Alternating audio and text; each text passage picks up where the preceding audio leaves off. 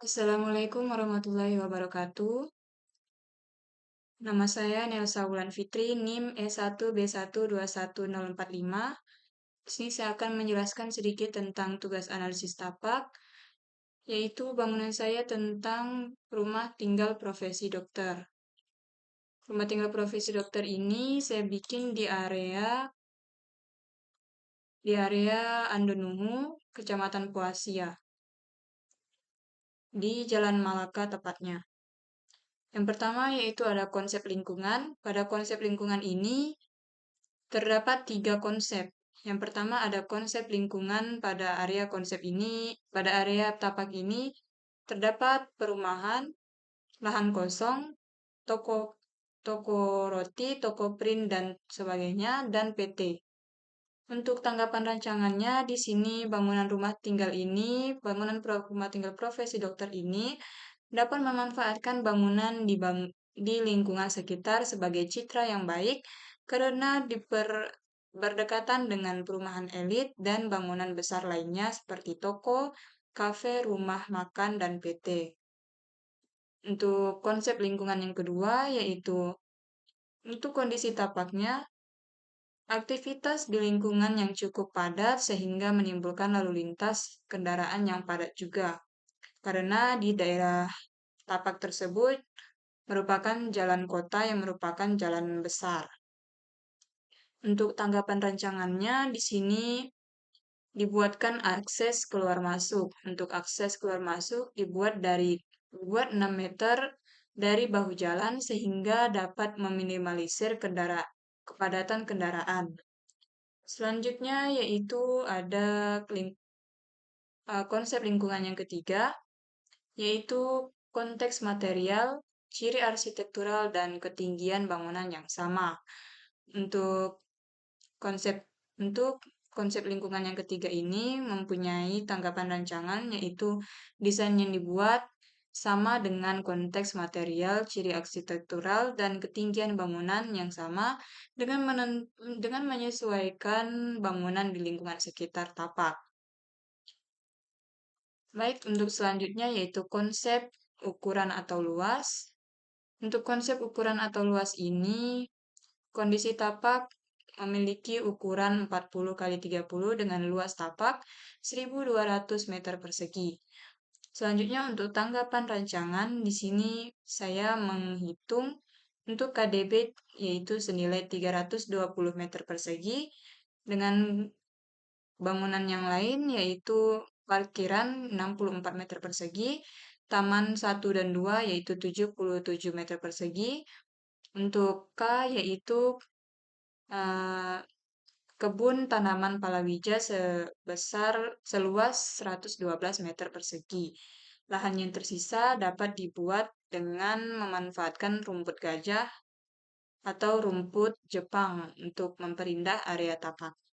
Selanjutnya ada konsep garis sepadan. Untuk konsep garis sepadan, kondisi tapak harus 6 meter dari bahu jalan. Dan untuk tanggapan rancangannya, di sini daerah dalam garis sepadan dapat digunakan untuk parkir, taman bermain, dan kebun tanaman. Selanjutnya ada konsep kontur. Di sini konsep kontur tidak rata. Dan untuk tanggapannya yaitu dengan melakukan penimbunan pada tapak agar permukaan tapak itu rata. Selanjutnya adalah konsep drainase. Untuk konsep drainase di depan tapak itu sudah terdapat drainase dan untuk tanggapannya dibuat yaitu bangunan berada di tanah yang tinggi agar terhindar dari masalah drainase seperti banjir. Untuk yang kedua, drainase di sekitar tapak cukup baik untuk menampung aliran air karena ukuran yang cukup lebar senilai kurang lebih 60 cm. Untuk yang ketiga yaitu diberlakukan pengaliran pada drainase untuk menghindari penyumbatan. Selanjutnya yaitu air hujan dialirkan melalui saluran drainase agar tidak ada genangan air yang mengganggu area tapak. Untuk konsep yang selanjutnya ada pepohonan. Pada Pada area tapak terdapat beberapa pohon di depan tapak dan di bagian belakang tapak merupakan semak-semak. Untuk tanggapan rancangannya, yaitu bangunan yang berada di belakang pohon berfungsi melindungi dari panas sinar matahari. Untuk selanjutnya, untuk tanggapan rancangan kedua yaitu vegetasi, diperuntuk vegetasi dipertahankan. Vegetasi menjadi peredam kebisingan dan polusi. Selanjutnya ada keistimewaan buatan. Untuk konsep keistimewaan buatan di sini yaitu terdapat tiang listrik. Untuk tanggapan rancangannya, tiang listrik tersebut dimanfaatkan untuk mengalirkan listrik ke area tapak. Selanjutnya ada sirkulasi pejalan kaki.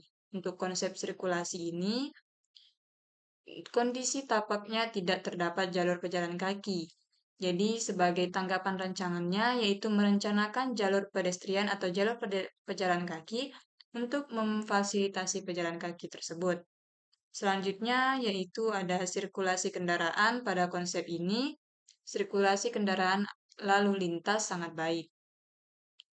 Untuk tanggapan rancangan, yaitu dibuatkan jalur area masuk dan keluar. Selanjutnya ada konsep view. Pada konsep view atau pemandangan, yaitu pada pemandangan dari tapak. Pemandangan dari tapak ada yang baik dan ada yang kurang baik. Untuk bagian kanan, yaitu pemandangan area perumahan. Untuk bagian kiri ada ruko, bagian depan ada jalan dan toko, ada bagian belakang hanya lahan kosong. Untuk tanggapan rancangannya ini, yaitu pemandangan pada area perumahan elit sangat baik, dan pemandangan pada area jalan juga baik. Pemandangan pada area lahan kosong kurang baik karena tidak terdapat keindahan, dan pada area ruko atau PT kurang baik. Jadi dibuatkan pagar atau tirai untuk menghindari pemandangan yang kurang baik tersebut untuk tanggapan rancangannya. Selanjutnya yaitu konsep pemandangan dari tapak. Untuk pemandangan dari tapak ini kondisi lingkungannya, pemandangan dari tapak cukup baik dengan tanggapan rancangan pemandangan muka bangunan yang baik sebagai view yang baik pula untuk bangunan. Yaitu ada lagi pemandangan melalui tapak. Pemandangan melalui tapak ini kondisi tapak dengan pemandangan dari toko ke ruko, pemandangan dari toko ke perumahan, pemandangan dari ruko ke perumahan. Untuk tanggapannya yaitu bangunan di tengah tapak agar memungkinkan pemandangan melewatinya. Selanjutnya yaitu ada kebisingan. Di sini tingkat kebisingan pada area tapak sangat tinggi karena berada di pinggir jalan dan kendaraan yang cukup padat. Untuk tanggapan rancangannya yaitu menggunakan sistem zoning, fasilitas yang tidak membutuhkan ketenangan, serta fasilitas yang penunjang diletakkan berdekatan dengan zona bising sehingga dapat meminimalisir kebisingan dari zona yang cukup privat. Selanjutnya yaitu ada konsep manusia budaya. Untuk konsep manusia budaya, tapak berada di area perumahan, ruko, dan PT. Untuk tanggapan rancangannya yaitu reaksi-reaksi terhadap taman positif dan jelas. Untuk itu, eh, respon positif dari lingkungan terhadap bangunan.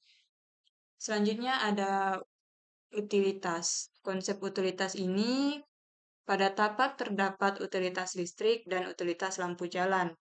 Untuk tanggapan rancangan, kondisi lampu jalan yang baik sehingga memudahkan penerangan. Selanjutnya ada kondisi utilitas listrik yang berada di samping tapak, yaitu dapat dimanfaatkan dengan cara merencanakan instalasi air bersih atau sumur bor maupun air kotor dengan utilitas listrik berada di samping bangunan agar jalur listrik tidak terlalu panjang. Selanjutnya yaitu konsep iklim, seperti konsep angin. Pada konsep angin ini, kondisi tapak pada area tropis, yaitu angin berasal dari berbagai arah. Untuk tanggapan rancangan, ventilasi sebagai saluran masuknya air, angin, dan pengawan alami. Untuk tanggapan rancangan yang kedua, vegetasi sebagai penahan laju angin. Matahari. Pada konsep matahari, kondisi tapak yaitu matahari jelas berotasi dari timur ke barat. Untuk tanggapan rancangan yaitu dengan menambahkan vegetasi sebagai filter pemantulan terhadap sinar matahari. Yang kedua, penggunaan sun shading sebagai penghalang sinar matahari langsung masuk ke dalam bangunan. Untuk konsep curah hujan, intensitas curah hujan yang tinggi pada iklim tropis menjadi kondisi yang kurang baik dan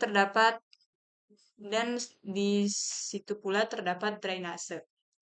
Untuk tanggapan rancangannya yaitu penggunaan overhang pada bangunan untuk mengurangi limpasan air hujan. Yang kedua, pembuatan resapan air sehingga taman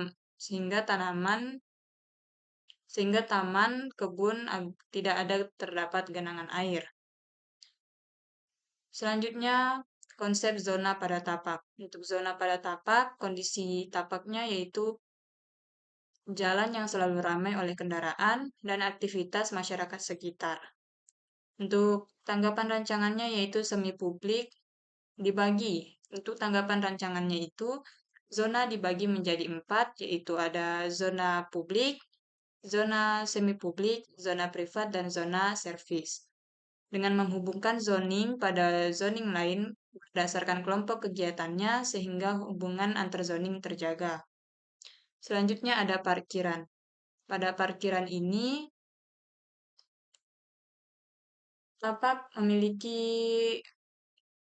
di daerah tapak terdapat jalan kota, perumahan, lahan kosong, toko, atau PT.